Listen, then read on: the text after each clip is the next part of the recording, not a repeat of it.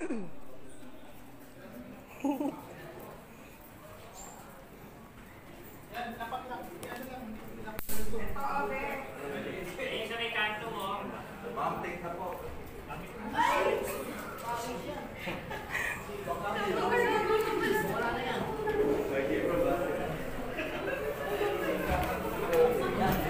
lang!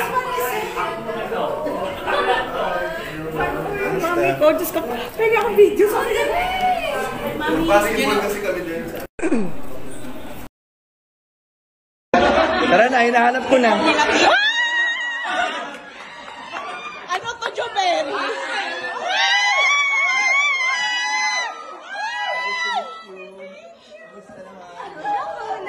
Ikaw yung pinuntahan ko dito. Talaga ba? Mother, I love you! Ito ba? Tara na, hinahanap ko na. Ano to, Joberry?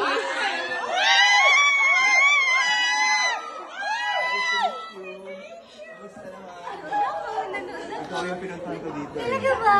Mother, I love you! Ito ba? Okay guys, mabuhay maligaan pagbabalik sa aking YouTube channel. Nakita nyo naman kung paano ang isang simpleng action ay nagbibigay kaligayahan sa mga tao. Of course, napakasaya ni Maricel Laksa Pangilinan na sinurprise siya ng anak niyang si Donnie Pangilinan. Diba? Usually kasi alam naman natin, pag nasa showbiz na ang parehong pamilya, ang isang pamilya talagang, dahil sobrang busy sila, yun na, nahihirapan ng humanap ng paraan.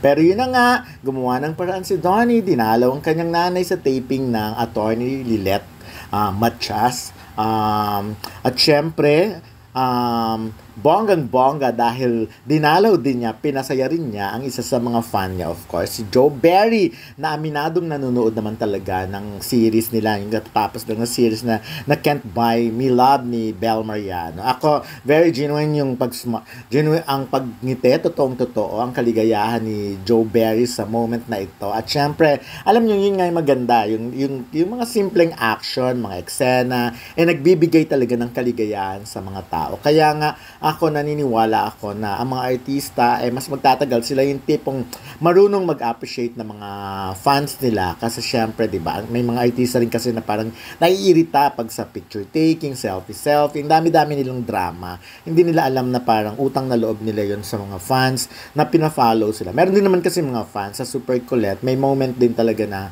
dapat hindi masyado, pero ako natutuwa, like si Sharon Cuneta, lagi niyang sinasabi yan na pag may gusto magpa-picture, magpa-selfie sa kanya, lahat talaga pinagbibigyan niya, no? Lalo naman hindi naman kailangan magmadali dun sa event na pupuntahan niya. Kasi Sharon naman hindi naman pakalat-kalat kung saan. Very seldom mo rin naman siya makikita sa labas. So, pag may chance na makita siya, pinagbibigyan niya. Lalo yung mga nasa abroad, diba? Yung mga OFW natin, pag nasa abroad sila, bibigyan nila yun kasi nga, hindi sila madalas nakikita. At syempre, naniniwala ako na mas i-appreciate nila na may mga fans na nagpapapicture sa kanila kesa yung tuluyang wala na talaga. Kasi time will come na sila nang didedmahin ng mga artista base sa pinapakita nilang ugali. But for now, nakita natin kung gaano kalaking artista si Donnie Pangilinan, pero talagang nakakatuwang makita siya na nakikihalubilo sa mga Kapuso Stars. Alam naman natin, kapamilya si Donnie Pangilinan. So, syempre, dami-dami nagtatanong kung magkakaroon ba ng collaboration. Pero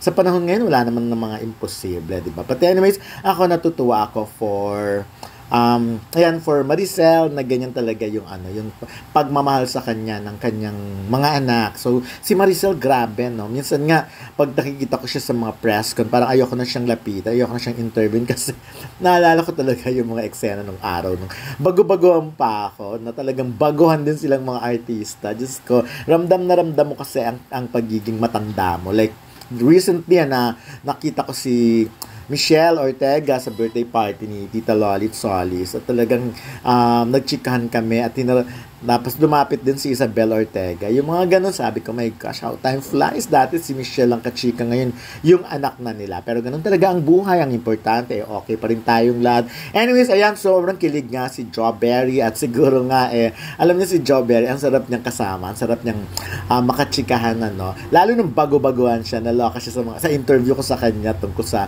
relationship niya, na yung hindi niya akalain na first press ko niya, may mga itatanong tungkol sa kanyang past. But anyways, yun, naging masaya yung interview na yun. At kahit kailan naman, masarap kausap si Jo Berry. Yan, so, ayun na lang guys. Maraming salamat at lalo nating suportahan ng mga artistang marunong magbigay ng happiness sa kanilang parents and of course, sa kanilang mga fans na mahal sila. So, yun na muna.